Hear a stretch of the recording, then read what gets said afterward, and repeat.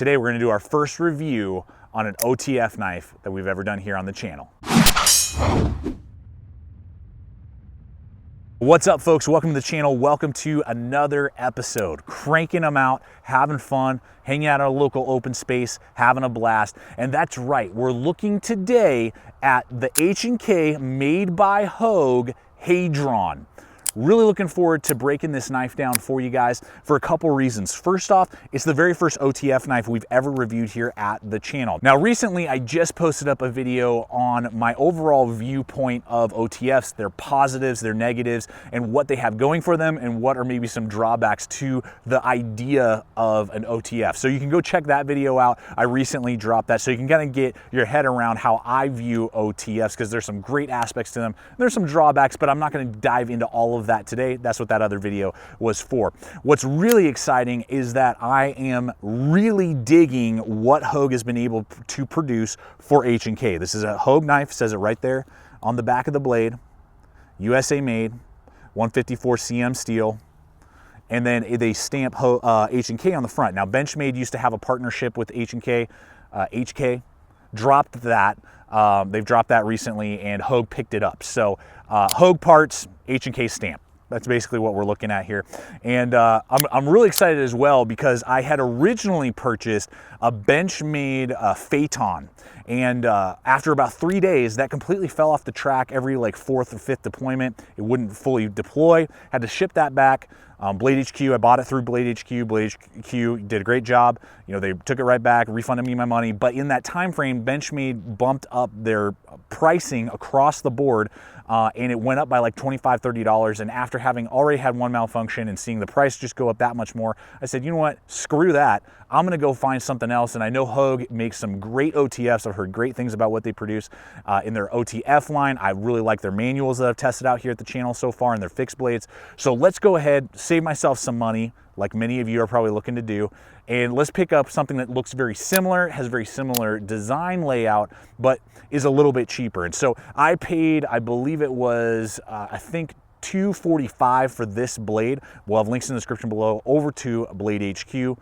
Love picking up my autos and OTF stuff that, you know, particularly is not sold on Amazon. Blade HQ is a great place to buy those. So you can check those out throughout this video below, as well as Amazon and backcountry.com and Knockaround Sunglass Company. That really helps me continue to make content, buy gear just like this, because I bought this blade so that I could give you guys a full, honest, comprehensive video on this design and just the concept of OTFs in general. So with that, folks, let's go ahead, hop on over, see some beautiful blade footage, see some action shots, and see what an OTF has to offer and what Hogue is producing in partnership with HK. So let's go ahead and take a look.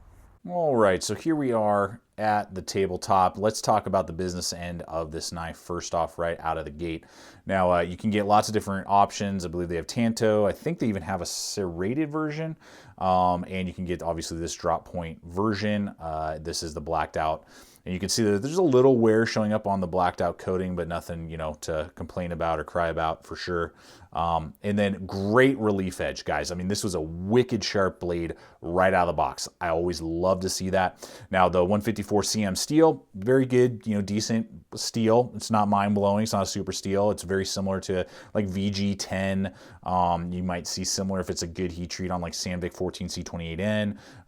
You know, it's definitely not quite as high on edge retention as like S30V and some other steels out there, but it's a good, decent steel, and definitely upgrade over like AUS8, you know, HCRs and all those, you know, cheaper 420, you know, type of steels.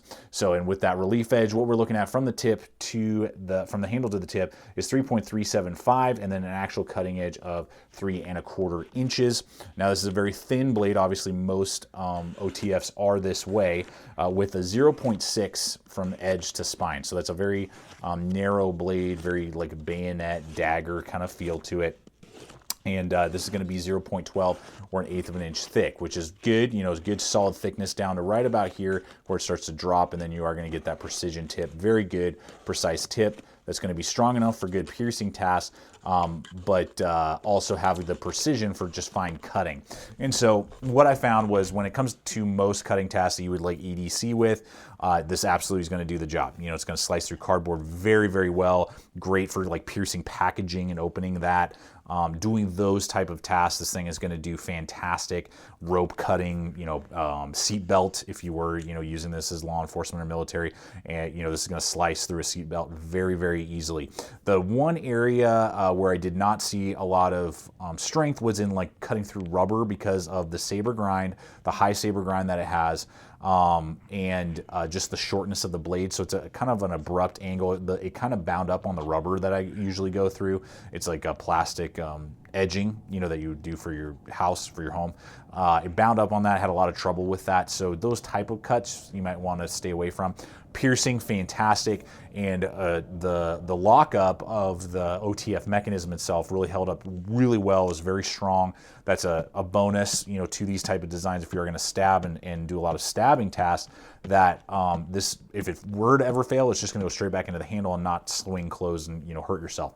So that's really good, and good traction in the mechanism, and then the blade shape itself all did really good job with that. You could do food prep with this, and cut general food. You're gonna have to clean the heck out of it to make sure that you don't get gunk in the mechanism.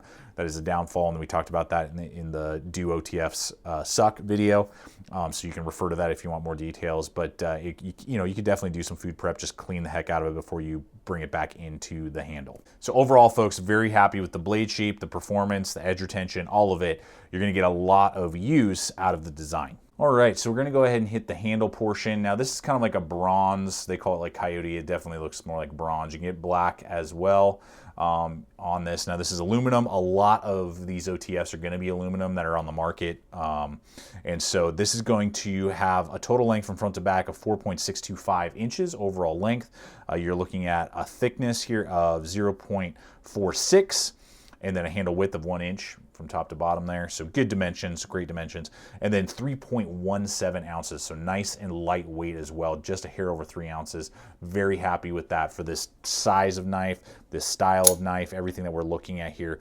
And with my large size hands, gonna fit well. Now, I was a little concerned are these cut-ins, and just the angle that the design is that gonna be a problem? It's not. I got used to it very easily. These little cut-ins around the screws there fit my first 2 fingers very well. Then you got nice traction, cut-ins, milling on the side of the aluminum there, front and back. And then you can either grip it here and kind of have your finger right there on the back of the deployment and use it that way. You can kind of move up, or you can really choke up. You get a good grip if you're doing really fine, harder cutting tasks, and that feels very natural. This hump right here splits your first 2 fingers and your rear 2 fingers very easily, and it's very natural. And reverse grip, same type of thing. Feels very natural in the hand and fills out my large size hands very well. So really like that aspect a lot, and we'll just bring that into the pocket clip portion here. It has H&K, cut in there, a nice deep loop over, blacked out, large. It's about half the size. It didn't need to be quite that big, but I think they're doing that partly just to make sure you don't lose it, because you did drop $250 on this thing.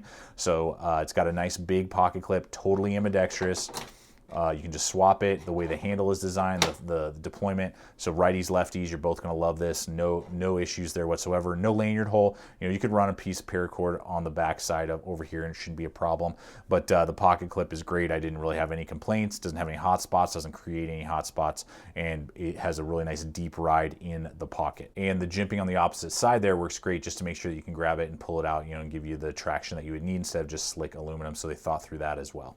All right, so now for the fun part, the deployment.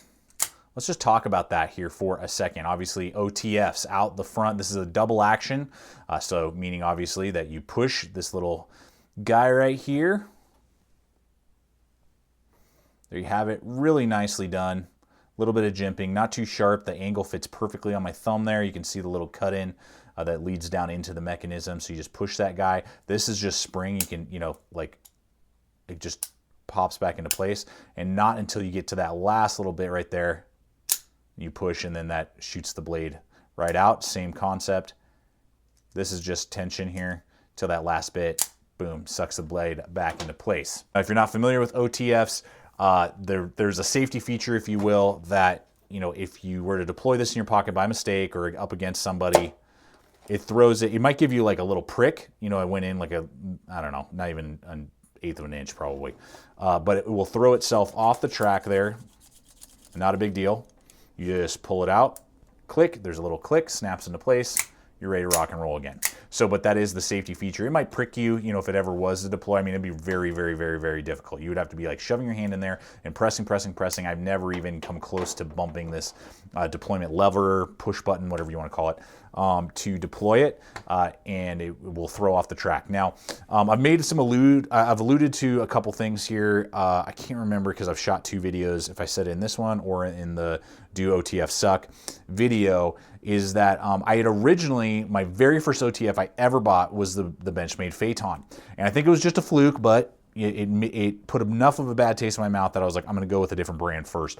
Is that what happened is, you know, I did the same thing, and I've tested this probably 20 times, guys, hitting something and, you know, making it get off the track and then, you know, putting it back on. Well, I did that about 6 times with the Benchmade, and then after a while, after 3 days, I would push this, you know, and I'd be doing this, and after like 3 or 4 deployments, it would just go and like deploy halfway and fall off the track, and then I would have to reset it and then go back at it again. I would be able to do it a couple times, and then it would just go without touching anything. It would just fall off the track and would not fully deploy. So I sent that back to Benchmade, or back to Blade HQ. They took great care of me, but the price went up during that time. Benchmade, you know, their production costs went up. And by that point, I'm like, $325 for a knife, and the first one fell off the track.